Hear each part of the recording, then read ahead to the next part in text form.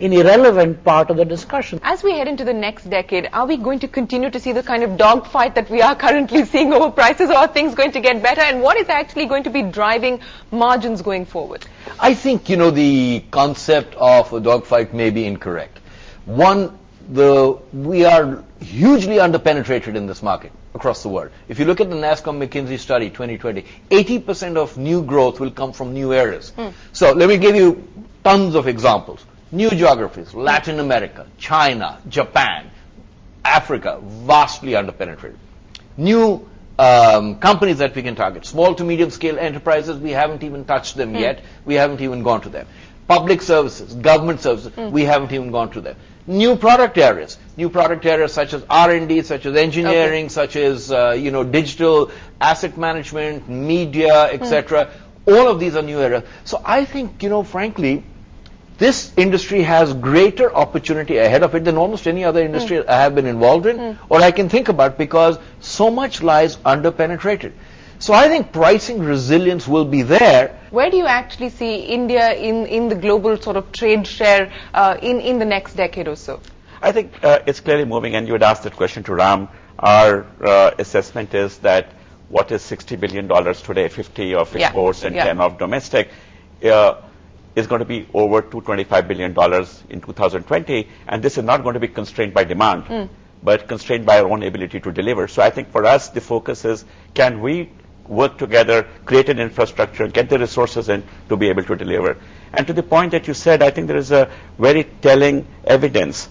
Today, we have large number of on-site centers, nearshore centers being established by Indian companies. That's evidence that they're getting closer to the customer. Right. And the dialogues are changing from being a vendor to a partner. And when you're a partner, you're not commoditized. Mr. Ramadorai, moving now to another issue really, and that is, this entire business of vendor consolidation. We heard so much about it, last year, and, it continues to be a buzzword. Give me a sense really of what we're talking about as far as vendor consolidation is concerned. How is that actually going to change the nature and the dynamics, both on a revenue front as well as a pricing front, in the next 10 years for the Indian IT business? I think how big companies deal with the larger companies here, big companies in big customers, whether it is the financial services, retail, whatever it is, they will look at consolidation because they don't want to be dealing with 10, 15, 20 suppliers at any point in time. Also, the relationship is going to be a more mature one, like Som said, with regard to a partnership model rather than a vendor model. But at the end of the day, there are medium-sized companies, small-sized companies, which are going to be transacting with this country a lot, with the IT services, IT products, because they see the value of this, and the visibility has been created through multiple forums, including through NASSCOM, what they have done. So I think the transaction models, whether it is small company, medium company, or large companies, depending upon the nature of the customer, that's going to be the landscape which we are going to be playing in. Scale plays. Big players get with consolidated vendor position. But I am not at all pessimistic for small Indian companies, even if they want to penetrate the biggest of global companies, if they have good ideas.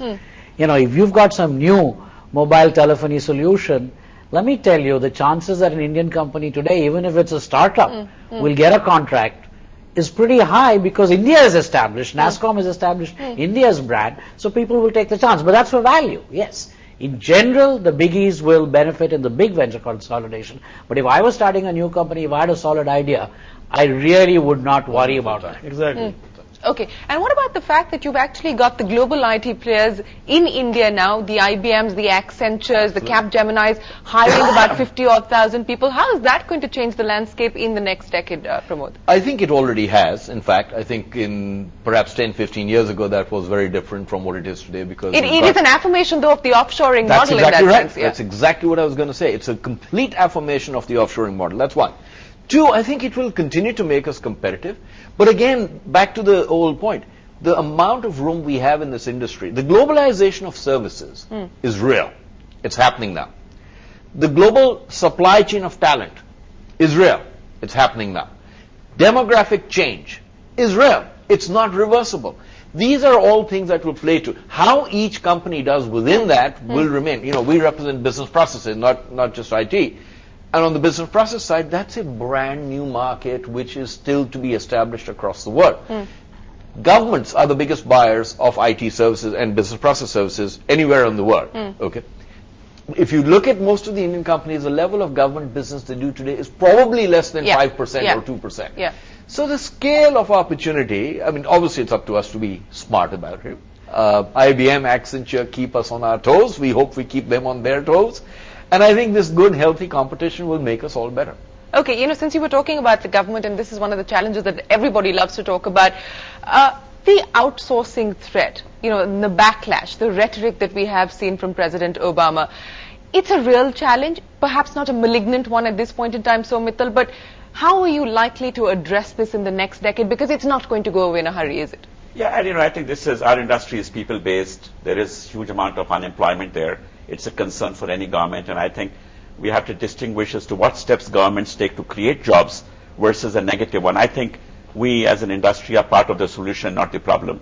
I think we are the ones who are helping corporations, and I say it with all humility, in terms of becoming competitive and remaining that way. How is it also going to change the offshoring model? Because what we have seen, Mr. Ramadorai, is companies like TCS, MphasiS, Wipro actually going out there doing local hires, small numbers, but we've actually seen that trend picking up. Is this really going to now have to be part of your strategy going forward? Not because of the current outsourcing controversy or the being talked about. If strategically you want to grow, and they both articulated to say that Latin America is a market, China is a market, Korea is a market, or any of these. Unless you have a local presence with a local talent, you are not going to penetrate that market at all. So intimacy with the customer in that sense. Absolutely. So that's what drives our behavior rather than policy implications. Incidentally, because of the policy implications, we have to be seen as good part of the community and create the job where it makes sense. If I set up a shop in Cincinnati, it is because of anything else other than I get the talent, I'm able to access the customers, proximity to the customers, that's driving that. And let's not get away from the cost arbitrage, Pramod, because while we may like to say it's not really about cost and it's the compelling value proposition, but the fact of the matter still remains that the US is not producing as many engineers and graduates that they actually need. The fact of the matter still remains that an Indian programmer comes to you at about 1/4 the cost of a starting salary for a US programmer. So will we continue to be able to enjoy this cost arbitrage in the next decade? Absolutely. If you think about just the numbers, a 5% increase for a U.S. employee earning $30,000 is in absolute numbers more than a 15% increase in a Indian person employed at $5,000. Okay, just so the arbitrage at that level is going to continue. Demographics will also impact that enormously. Cheaper, faster, better is a damn good idea. In any industry. I don't know why we sometimes frown on it here, but it's the premise.